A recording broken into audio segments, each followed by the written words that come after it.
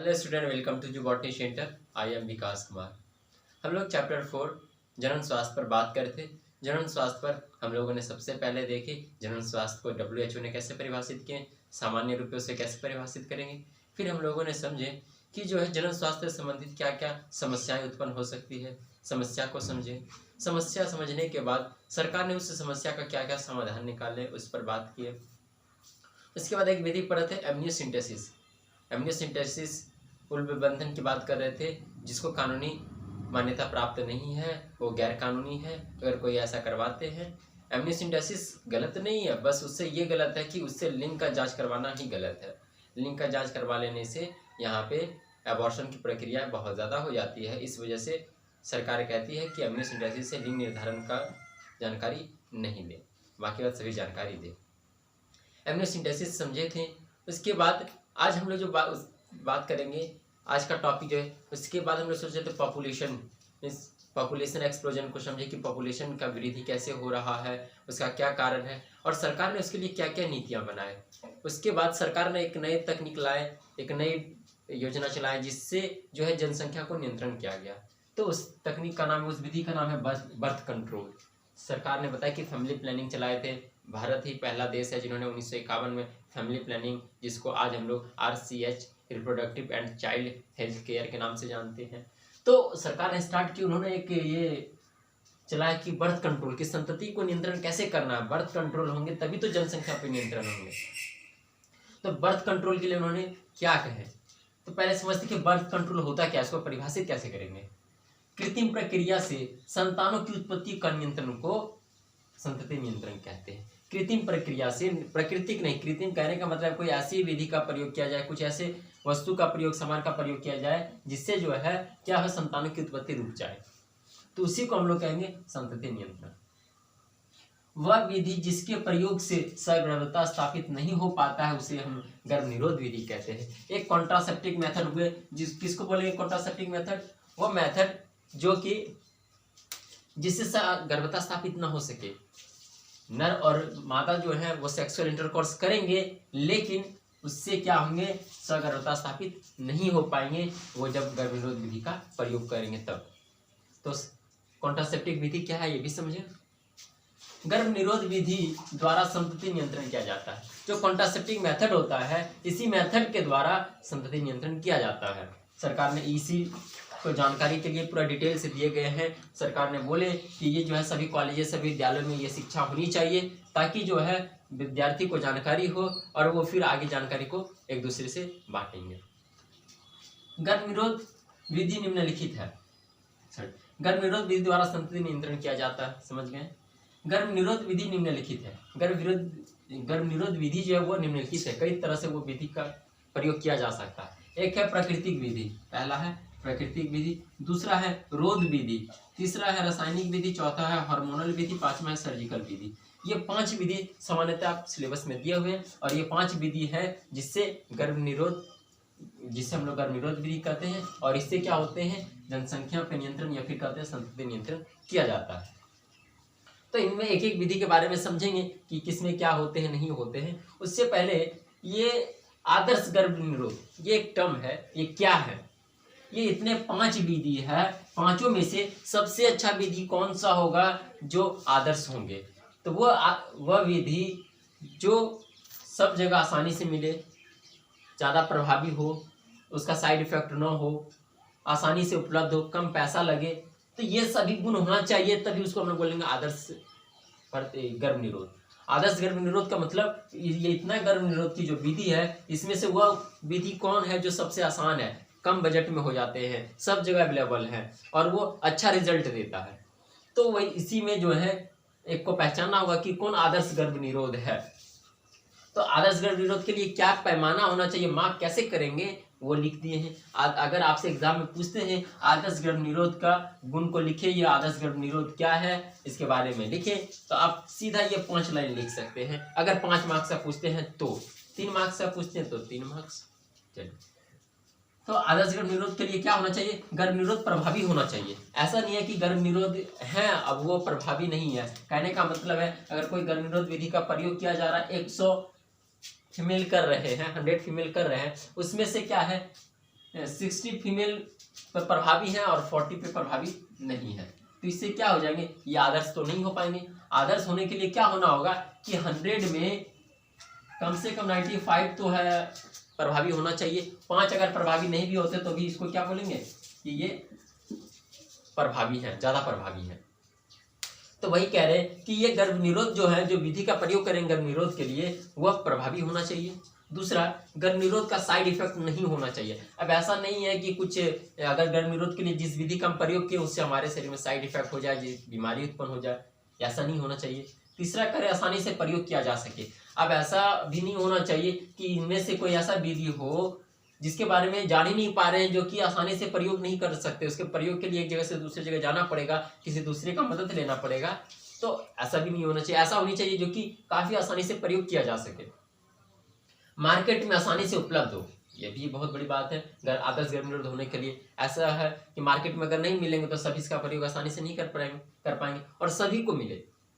कीमत कम होनी चाहिए। अगर ज़्यादा कीमत रख देंगे तो छोटे गरीब परिवार वाले हैं वो जो है इसका प्रयोग नहीं कर पाएंगे, जिससे क्या होंगे, बर्थ कंट्रोल नियंत्रण नहीं हो पाएंगे, बर्थ कंट्रोल बढ़ जाएंगे। तो यहाँ तक समझ पाए कि क्या है, बर्थ कंट्रोल पर बात कर रहे हैं। बर्थ कंट्रोल को समझिए, इसका डेफिनेशन को बताएं, गर्भ निरोध विधि को बताएं। गर्भ निरोध विधि से क्या होते हैं, संतति नियंत्रण होते हैं। गर्भ निरोध विधि निम्नलिखित प्रकार के होते हैं, ये 5 प्रकार के: प्राकृतिक विधि, रोध विधि, रासायनिक विधि, हार्मोनल विधि और सर्जिकल विधि। नेचुरल विधि, natural method, barrier method, chemical method, hormonal method और सर्जिकल मेथड। ये 5 मेथड है। इस 5 मेथड को हम लोग डिटेल से समझेंगे। इससे पहले ये बताएं कि जो है आदर्श गर्भ निरोध, आइडियल कॉन्ट्रासेप्टिव कौन है। इसमें से कोई तो एक होंगे जो आइडियल कॉन्ट्रासेप्टिव होंगे। तो आइडियल कॉन्ट्रासेप्टिव के लिए जो है क्या गुण होना चाहिए, किसको हम आदर्श कॉन्ट्रासेप्टिव, आइडियल कॉन्ट्रासेप्टिव बोलेंगे, आदर्श गर्भ निरोध बोलेंगे, उसके लिए ये पैमाना होना चाहिए, माप ये होना चाहिए कि ये सब उसमें गुण होना चाहिए, तभी हम उसको आदर्श गर्भ निरोध कह पाएंगे। चलिए इनको नोट कीजिए, फिर हम आगे बात करते हैं।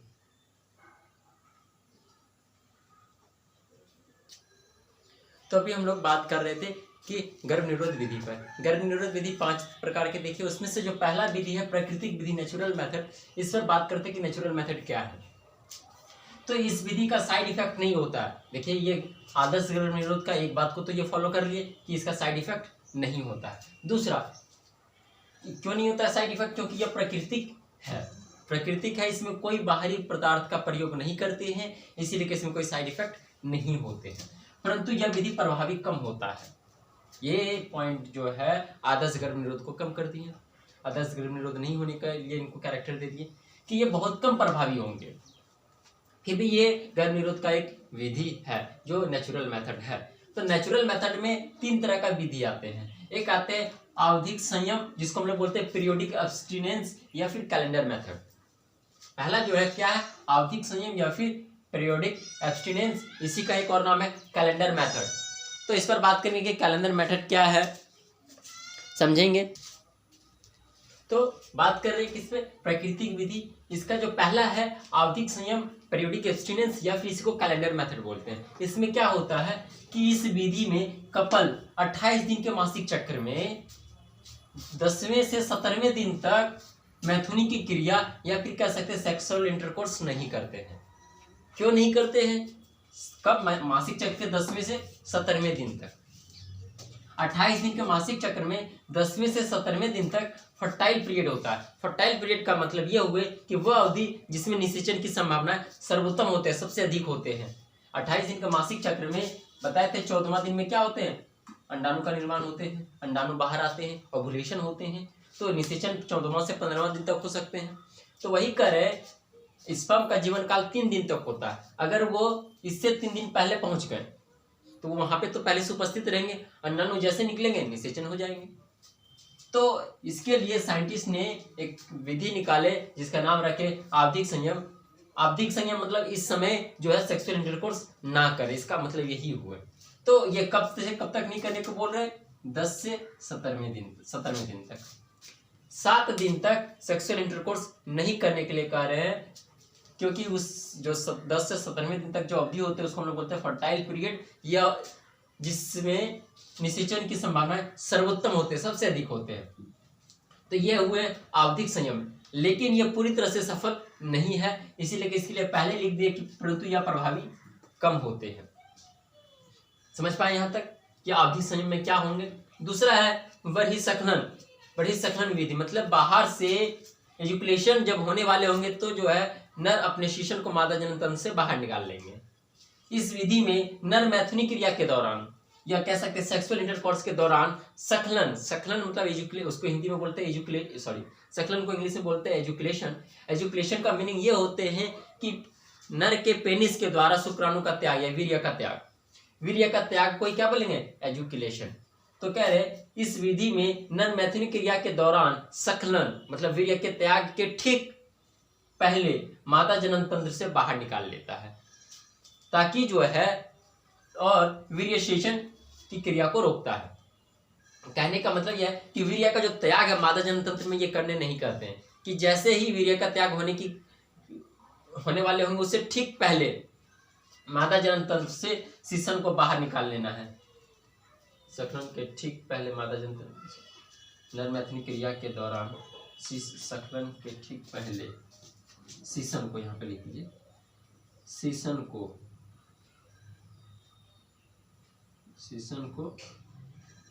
पहले इस विधि में नर मैथुनी क्रिया के दौरान सकलन के ठीक पहले मादा जनन तंत्र से शिशन को यहाँ पे लिखिए, शिशन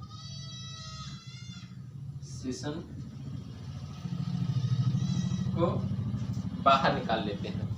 समझ पाए यहाँ तक। तो बात कर रहे थे क्या बहिःसंकलन विधि, विड्रॉल मेथड। इस विधि में नर मैथुनी क्रिया के दौरान सकलन के ठीक पहले मादा जनन तंत्र से शिशन को बाहर निकाल लेता है और वीर्यसेचन की क्रिया को रोकता है। कहने का मतलब ये है कि जैसे ही एजुकुलेशन होने वाले होंगे, वीर्य का त्याग होने वाले होंगे, तो नर अपने शिशन को मादा जनन तंत्र योनि से बाहर निकाल लेंगे और जो है वीर्य का त्याग मादा जनन तंत्र से बाहर कर देंगे, जाकि वीर्य जो है मादा जनन तंत्र में ना ही त्याग होंगे ना ही वो अंडाणु से जाकर मिलेंगे और निषेचन की क्रिया को रोक देंगे। जब इंसेमिनेशन नहीं हो पा रहे तो निषेचन नहीं होंगे, निषेचन नहीं हो पा रहे तो गर्भावस्था नहीं हो पाएंगे। तो ये भी एक विधि है जिसको बोलते हैं विड्रॉल मेथड। ये मेथड जो है ये भी बहुत हद तक सफल नहीं है, लेकिन ये भी एक विधि है। तो समझ पाए विड्रॉल मेथड में क्या होंगे। तीसरा है लैक्टेशनल एमेनोरिया। लैक्टेशनल एमेनोरिया आपको पहले बताएंगे एमेनोरिया का मीनिंग। एमेनोरिया का मीनिंग होते हैं कि जो है मेंस्ट्रुअल साइकिल का ना होना, रुक जाना। लैक्टेशनल मेनोरिया मतलब जब तक मिल्क सिक्रीट होंगे मादा में तब तक जो है मासिक चक्र नहीं होंगे, ऐसा कहने का मतलब है इस नाम से। तो ये पूरी तरह से सत्य नहीं है। बच्चे का जन्म के बाद एक माता में 6 माह तक मासिक चक्र नहीं आता है। किसी में बच्चे के आज डिलीवरी होते हैं और कल से उसका मासिक स्राव स्टार्ट हो जाते हैं, मासिक चक्र प्रारंभ हो जाते हैं। किसी में क्या होते हैं कि 6 माह तक नहीं आते हैं, किसी में क्या होते हैं 2 माह तक नहीं आते, किसी में हो सकते 10 दिन तक ना आए, कोई लिमिट नहीं है। लेकिन मैक्सिमम देखा गया 6 माह तक नहीं आते हैं, सब में नहीं देखा गया, किसी में देखा गया है। तो इसीलिए कि ये बोले लैक्टेशनल एमेनोरिया मतलब मासिक स्राव नहीं आ रहे हैं, मतलब अंडोत्सर्ग की क्रिया नहीं होंगे। अंडोत्सर्ग की क्रिया नहीं होंगे, अंडाणु का निर्माण नहीं होंगे। अगर शुक्राणु जाते भी हैं तो अंडाणु उसके पास पहुंचेंगे नहीं, तो निषेचन कैसे हो पाएंगे। तो ये भी एक विधि है जिससे क्या है प्राकृतिक विधि कहते हैं, और ये भी एक गर्भ निरोध का विधि है। आप हॉस्पिटल में कहीं देखिएगा, सरकारी अस्पताल में लिखे होंगे कि बच्चे के जन्म के 40 दिन तक गर्भावस्था ये निषेचन की क्रिया नहीं हो पाता। 40 दिन तक, 40 दिन के बाद फिर हो सकता है। ये जरूरी नहीं है 40 दिन कहीं लिखा हुआ है, 6 माह तक मैक्सिमम देखा गया है। पता है कि ऐसा भी हो सकता है कि आज बच्चे को जन्म दे कल से उसका मासिक स्राव चालू हो जाए, ऐसा भी हो सकते हैं। लेकिन ये एक पीरियड होते हैं, देखा जाता है कि जिस मादा में अच्छे तरह से मिल्क का स्राव हो रहा है, मिल्क का निर्माण हो रहा है, उसमें उसका मासिक स्राव रुक जाएंगे। वही इसीलिए इसका नाम रखा गया लैक्टेशनल मेनोरिया। मतलब लैक्टेशनल का मतलब होता है दूध का निर्माण और एमेनोरिया का मतलब होता है मासिक स्राव का रुक जाना या मासिक चक्र का रुक जाना। समझ पाए ये विधि। ये तीनों प्राकृतिक विधि है और इसमें किसी प्रकार का साइड इफेक्ट नहीं होता है, क्योंकि इसमें बाहरी कोई वस्तु का प्रयोग नहीं किया जाता है। आप इनको नोट कीजिए, फिर हम बात करेंगे इसके बाद जस्ट बात करेंगे दूसरा बैरियर मेथड पे। तो पहले इनको नोट कर लीजिए। तो पहला हम लोग प्राकृतिक विधि को समझिए अब दूसरा है रोध विधि, बैरियर मेथड। इसके बारे में बात करते हैं कि बैरियर मेथड क्या है। किसी रोध द्वारा, ये प्राकृतिक विधि नहीं है, किसी बाह्य सब्सटेंस का, बाह्य पदार्थ का प्रयोग कर शुक्राणु तथा अंडाणु का संलयन को रोका जाता है, इसी को बोलते हैं रोध विधि। तो रोध विधि में जो सबसे पहला नाम आता है जिनका नाम है कॉन्डोम, यह रबर का बना होता है। पहला रोध विधि में सबसे पहला नाम क्या आता है? कॉन्डोम, जो रबर का बना होता है। यह नर तथा मादा दोनों के लिए उपलब्ध है। ऐसा नहीं है कि सिर्फ कॉन्डोम नर के लिए ही मिलते हैं, मादा के लिए भी कॉन्डोम मार्केट में अवेलेबल है। नर कॉन्डोम की मैथुनिक क्रिया के पहले नर अपने शीशन में लगाते हैं। नर अपने कॉन्डोम को कैसे प्रयोग करते हैं? जब मैथुनिक की क्रिया करते हैं उससे थोड़ा पहले, उससे मैथुनिक क्रिया से पहले नर कॉन्डोम को अपने शीशन में लगाते हैं। मादा कॉन्डोम को मादा मैथुनिक क्रिया के पहले मादा अपने योनि में लगाते हैं। समझे दोनों का? कॉन्डोम डिस्पोजल होता है। ये डिस्पोजल शब्द का मीनिंग क्या होते हैं? आप लोग लेते होंगे डिस्पोजल ग्लास, डिस्पोजल बोतल पानी का।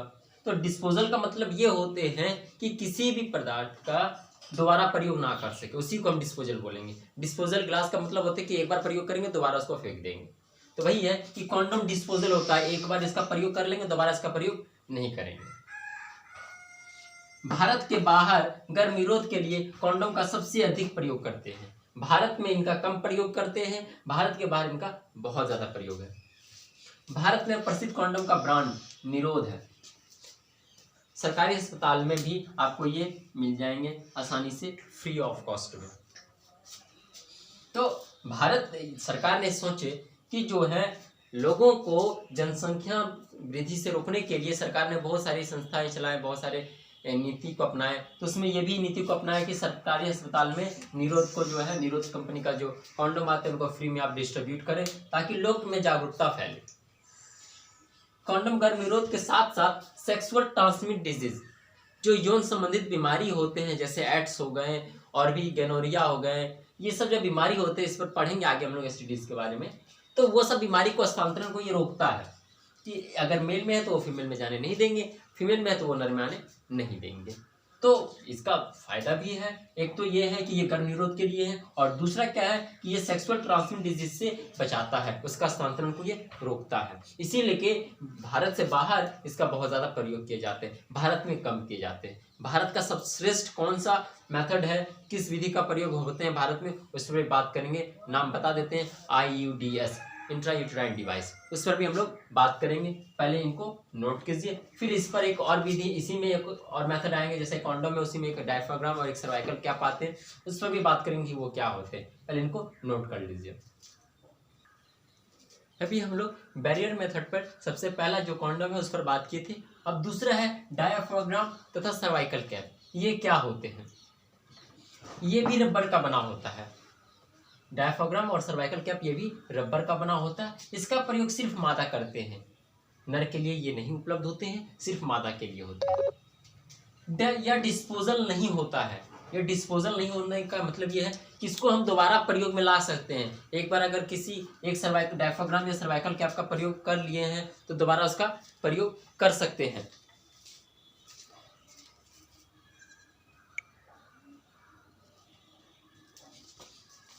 तो ये क्या है, ये डिस्पोजल नहीं होते हैं। जैसे कॉन्डोम डिस्पोजल होते हैं, एक बार प्रयोग कर लिए तो उसको फेंकना पड़ेगा, दोबारा उसका प्रयोग नहीं कर सकते, लेकिन इसका दोबारा प्रयोग कर सकते हैं।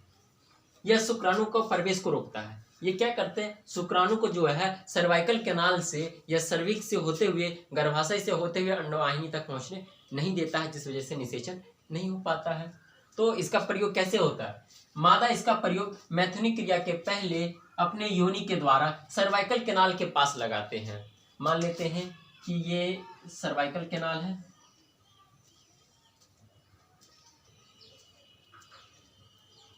ये सर्वाइकल कैनाल है, ये सर्वाइकल कैनाल है, और यहाँ पर क्या है, ये योनि है।